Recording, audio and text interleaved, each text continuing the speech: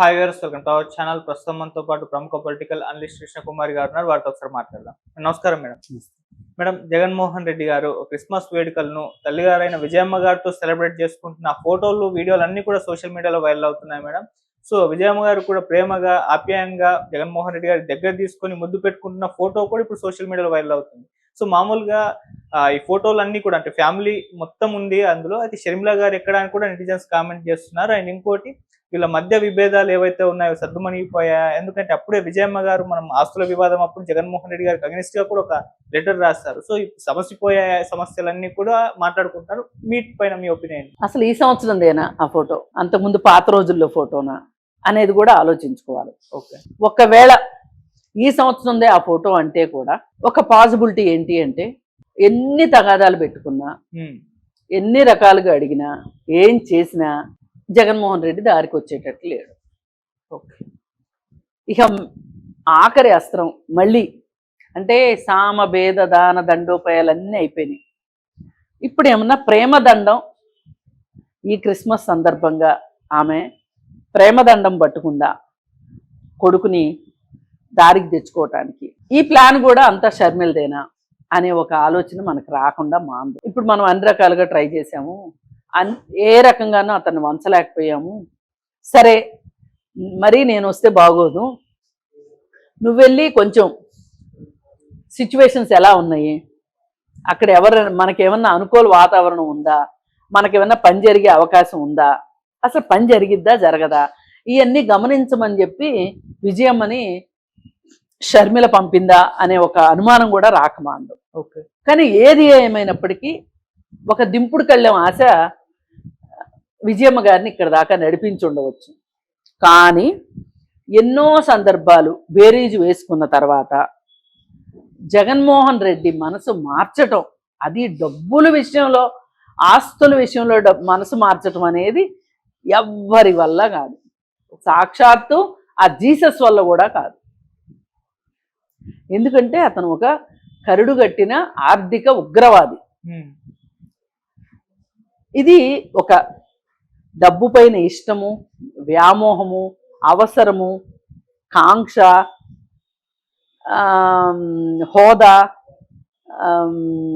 ఇవన్నీ దాటిపోయిన స్టేజ్లో ఉన్నాడు జగన్మోహన్ రెడ్డి. ఇవన్నీ దాటిపోయి ఆర్థిక అవసరము, మామూలుగా మనకి డబ్బులు సౌకర్యవంతంగా ఉండటానికి డబ్బులు పనికొస్తాయి. కొంత బేసిక్ నీడ్స్, ఆ తర్వాత సౌకర్యాలు, ఆ తర్వాత విలాసాలు, అన్నిటికీ డబ్బు పనికొస్తుంది, కాదని నేను అనట్లా.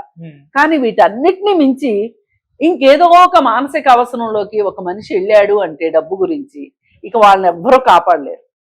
ఇప్పుడు ప్రస్తుతం జగన్మోహన్ రెడ్డి మనస్తత్వం అది. అతను మనస్సు తృప్తి పడాల్సిందే డబ్బుల గురించి. అదే ఇప్పుడు కార్లు అనుకోండి, ప్రపంచంలో హైయెస్ట్ రేట్ ఉన్న కార్ని వాడుకున్నాను అనుకోండి, ఇంకేముంటుంది కార్లలో. ఇప్పుడు మొన్న ఈ మధ్య ముఖేష్ అంబానీ వైఫ్ మంచినీళ్ళ జగ్గు 48 లక్షలు అని రాశారు. మంచినీళ్ళ జగ్గు 48 లక్షలు ఏంటబ్బా అని ఆలోచిస్తే తీవ్రంగా తేలింది ఏంటి, అది బంగారంతో చేసిన జగ్గు. ఆ జగ్గు తయారు చేయడానికి 48 లక్షలు అయింది.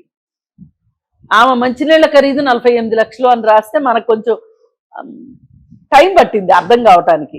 ఆ మ్యాటర్ చదివితే గానీ విషయం అర్థం కాల. సరే, అలా ఖర్చు పెడదామన్నా, అలాంటి అవసరాలున్నా అది వేరే విషయం. కానీ ఇలాంటివి ఒక స్థాయికి వచ్చేసిన తర్వాత, ఒక రకంగా ఖర్చు పెట్టేసిన తర్వాత ఇంకేం మిగలదు. కానీ జగన్మోహన్ రెడ్డి ఆకలి మాత్రం, డబ్బుకు సంబంధించిన ఆకలి మాత్రం ఇలా తీరేది కాదు. ఓకే, ఇప్పుడు కొంతమందికి పొట్ట ఆకలి ఉంటుంది, కొంతమందికి మనసు ఆకలి ఉంటుంది. పొట్ట ఆకలే వేసింది అనుకోండి, పొట్ట నిండితే సరిపోద్ది. మనసు ఆకలి అనుకోండి, ఏదన్నా ఒక డిప్రెషను, స్ట్రెస్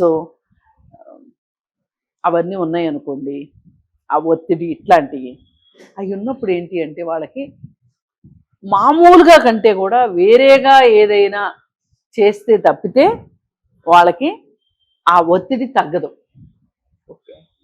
ఆ ఒత్తిడి తగ్గించుకోవటం కోసం వాళ్ళు ఆ ఆ మనస్సు తృప్తి పడే వరకు తింటారు. తినేసి ఏం చేస్తారు, వాంతులు చేసుకుంటారు. మరి ఇమడదు కదా పొట్ట. మామూలుగా మన పొట్టలో ఎంత ఎంత పదార్థం ఇముడుతుందో అంత ఇముడుతుంది. అంతకంటే ఎక్సెస్ చేస్తే ఏమవుతుంది, వాంతులు. వాళ్ళు వాంతి చేసుకుంటానికన్నా ఇష్టపడతారు. కానీ ఇది నేను ఇంతకంటే తినలేను, ఇంతే తిన్నాను ఇంతకు ముందు ఎప్పుడు ఇంతంత తినలేదు, ఇవాళ ఎందుకు ఇలా తింటున్నాను అని ఆలోచించే విచక్షణ జ్ఞానం ఆ క్షణానికి ఉండదు వాళ్ళకి. అది వాంతి రూపంలో బయటకు వస్తుంది. అలాగే డబ్బులు కూడా కొంతమంది బేసిక్ నీడ్స్ దగ్గర తృప్తి పడతారు, కొంతమంది కాస్త కంఫర్ట్స్ దగ్గర తృప్తి పడతారు, ఇంకొంతమంది లగ్జరీ దగ్గరికి వెళ్తారు. ఇవన్నీ అయిపోయాక ఇంకా డబ్బుతో ఏంటి అవసరం ఉంటుంది అని ఆగిపోయే వాళ్ళు ఉంటారు. కానీ కొంతమంది ఇలాంటి మనుషులు, జగన్మోహన్ రెడ్డి లాంటి మనుషులు ఇక్కడెక్కడ ఆగరు. వాళ్ళకి వాళ్ళ మనసు చెప్పేదాకా అంతే. ఆ ప్యాలెస్లు, ఊరికి ఒక ప్యాలెస్, ఇవన్నీ ఎందుకు కట్టారంటారు? ఇది ఒక మానసిక పరమైన జబ్బు. ఎంత ఉన్నా ఇంకా కావాలనిపిస్తుంది. వాళ్ళ ఆకలి తీరదు, దాహం అన్నమాట ఇది. అయితే ఇలా ఉన్న మనిషి ఇలాంటి చిన్న చిన్న చిట్కాలకి లొంగుతాడా? ఇప్పుడు చాలా మంది అనుకోవచ్చు, జగన్మోహన్ రెడ్డి దగ్గర చాలా డబ్బులు ఉన్నాయి కదా, చెల్లికి ఇవ్వాల్సిన వాటా ఇస్తే ఏం పోద్ది అని. కానీ ఆయన మనసు ఒప్పుకోవట్లేదే. ఏం చేస్తాడు పాపం? పైగా ఎక్కడ పెన్ను పేపరు లేవు. ఒక ఎంఓయూ రాసుకున్నామని చెప్తున్నారు. ఆ ఎంఓయూకి ఆయన కట్టుబడి ఉండాలి కదా. ఆ ఎంఓయూ పెట్టుకుని ఆమె కోర్టుకి వెళ్తుందా? కోర్టు ఒప్పుకుంటుందా అంటే ప్రశ్నార్థకమే.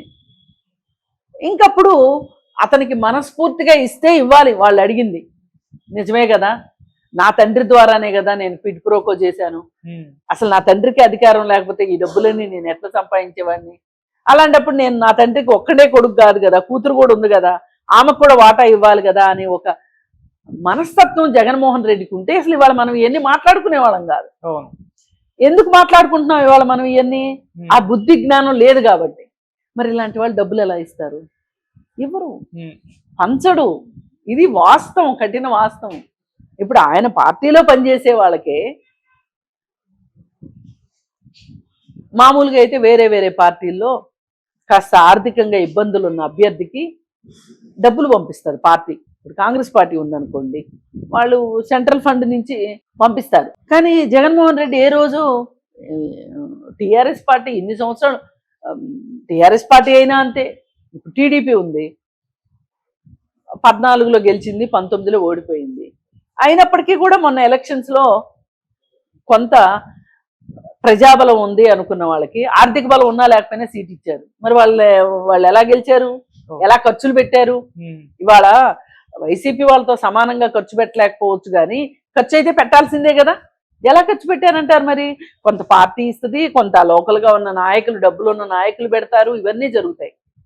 ఒక్క వైసీపీ పార్టీలోనే పార్టీ ఆఫీస్కి వెళ్తే కప్పు కాఫీ ఇవ్వరు.